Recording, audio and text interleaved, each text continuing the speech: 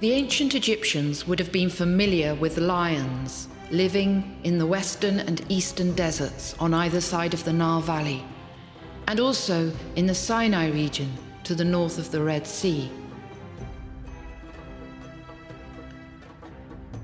The ancient Egyptians represented lions on flakes of limestone, such as the sketch we just saw, but also in early tomb scenes. Lions are often shown pursuing various quarry, including gazelles and aurochs, along the desert margins. In this scene, the desert fringe is characterized by limited vegetation, just a few scrubby bushes and sand dunes. Here a lion attacks a cow with a calf. The poor cow defecates in anguish and fear. The ancient Egyptians were fabulous at representing the life of the lion. It was important to represent procreation of the animal world. Fertility was all important to the ancient Egyptians. Lions appear to have still been fairly plentiful in the New Kingdom period. So by 1000 BC, we still have representations of lions, such as on Tutankhamun's gold dagger sheath. And there must have still been a few lions around in the Hellenistic period in Egypt, by 300 BC, as we have images such as this one of the young god Horus grabbing, if you notice, a lion in his left hand.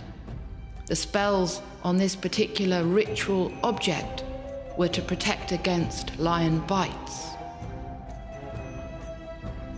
The ancient Egyptians associated the lion with might and majesty. Rather than being a sketch of a living lion, this one is a sketch, perhaps of a statue of a lion. Lions were considered protective. They had close associations with the pharaoh and with the sun.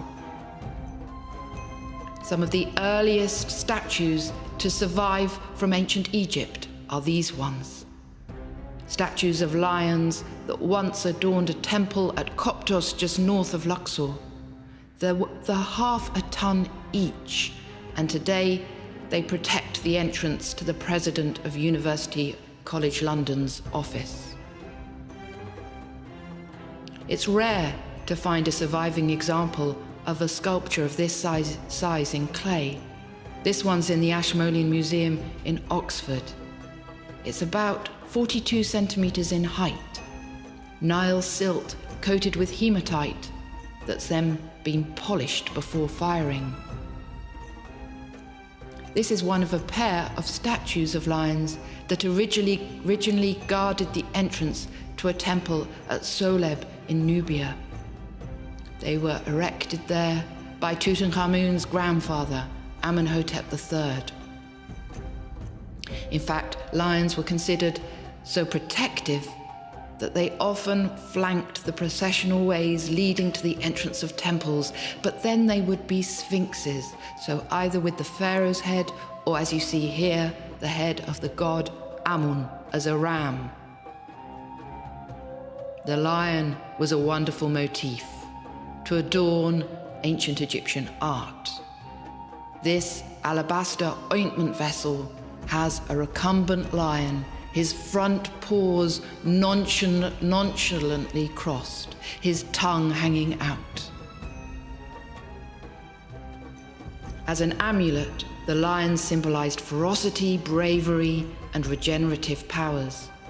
A late period papyrus provides us with a spell against snakes, which is to be said over a faience lion threaded on red linen.